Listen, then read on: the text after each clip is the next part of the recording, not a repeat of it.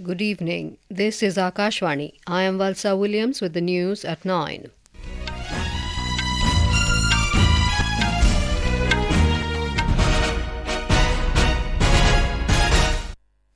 The headlines. Prime Minister Narendra Modi says government's Seva Abhiyaan of implementing welfare schemes without discrimination is true secularism. Prime Minister unveils 72-feet statue of BJP ideologue Pandit Deendayal Upadhyaya in Delhi. Union Minister RK Singh inaugurates India Energy Summit 2023 in New Delhi, asserts India to achieve 500 gigawatt renewable energy target ahead of 2030 deadline.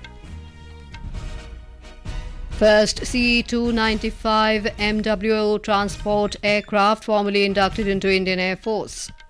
In sports, Indian women's cricket team defeats Sri Lanka by 19 runs in final to clinch first ever Asian Games gold medal in Hangzhou.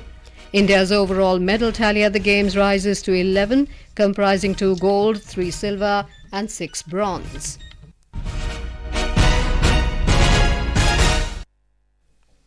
Prime Minister Narendra Modi has said the government's Seva Abhiyaan of taking welfare schemes to all beneficiaries without any discrimination is true secularism. He was addressing the gathering after unveiling a 72-feet statue of BJP ideologue Pandit Deendayal Upadhyaya in New Delhi this evening. तुष्टीकरण की आशंकाओं को समाप्त करना, स्वार्थ के आधार पर लाभ पहुंचाने की प्रवृत्ति को खत्म करना और समाज की आखिरी पंक्ति में खड़े आखिरी व्यक्ति तक सरकारी लाभ पहुंचे, ये सुनिश्चित करना। और यही तो है अंत्योदय। हमारा ये सेवा अभियान सोशल जस्टिस, सामाजिक न्याय का बहुत बड़ा माध्यम है और यही सच्ची पंथ निरपेक्षता है, सच्चा सेक्युलरिज्म है। Mr. Modi said the life of Pandit Deendayal Upadhyaya inspires everyone and his message of serving the poor and marginalized with utmost compassion is the guiding force of the party and government. उनके ही रोपे गए बीज से आज BJP का विशाल वटवृक्ष बन चुकी है। ऐसे में दीनदयाल जी की ये प्रतिमा हम सब के लिए ऊर्जा का स्रोत बनेगी। ये प्रतिमा राष्ट्र प्रथम की प्रण, उस प्रण की प्रतीक बनेगी।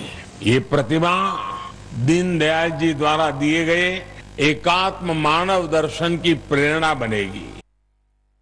Mr. Modi said the passage of the Women's Reservation Bill was not just a win for democracy, but also for BJP ideology.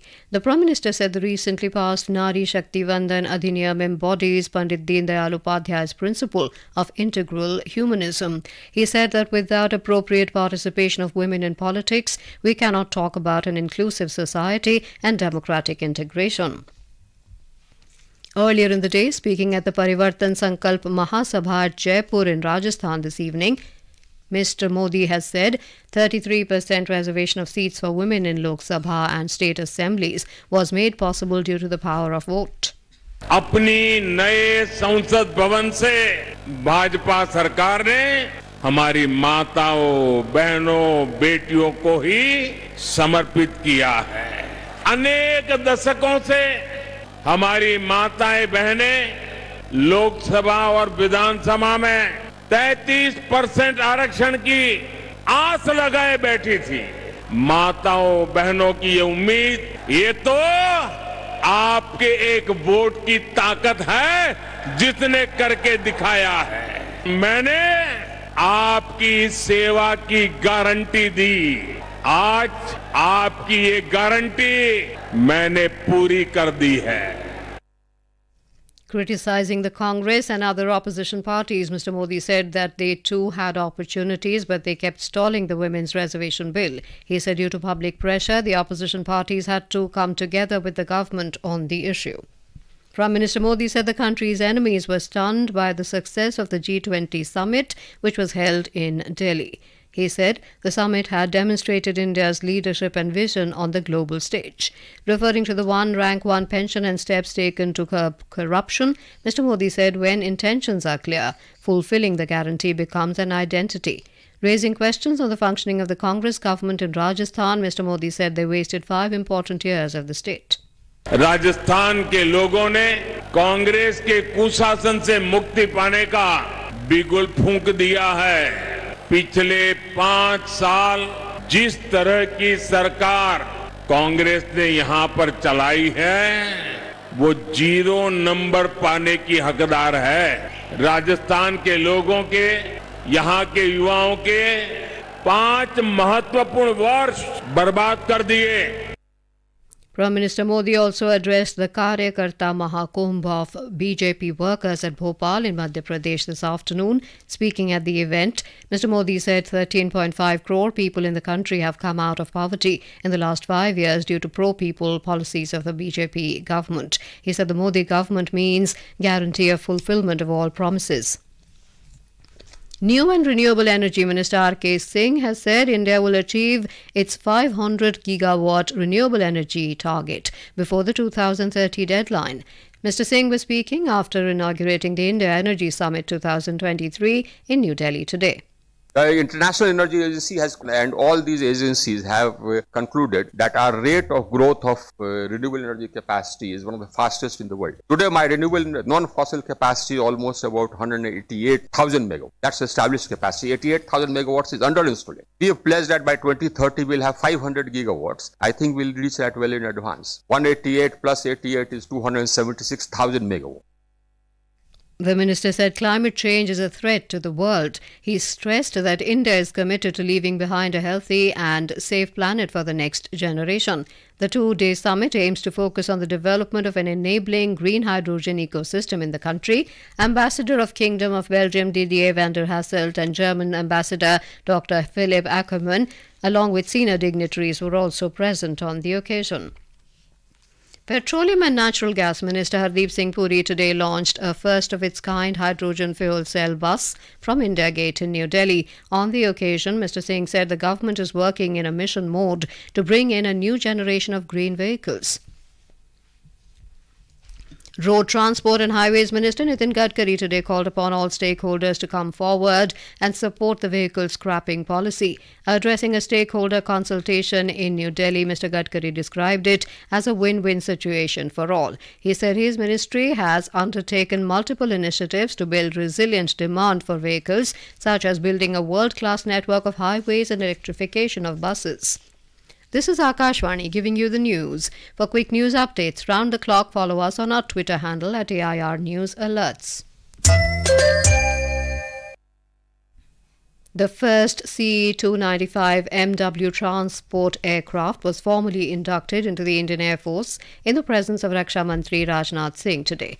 The induction ceremony was held at the Indian Air Force Air Base at Hindon at Ghaziabad in Uttar Pradesh. Speaking on the occasion, Raksha Mantri said the induction of C-295 will bolster medium-lift tactical capability of the Indian Air Force. He said the defence and aerospace sectors are the two important pillars for making India self-reliant in the coming years. Air Chief Marshal V.R. Chaudhary and other dignitaries were also present during the induction ceremony. India has formalised the acquisition of 56 Airbus C-295 aircraft to replace the Indian Air Force AVRO fleet. Earlier, the Raksha Mantri inaugurated the 2-day Bharat Drone Shakti exhibition.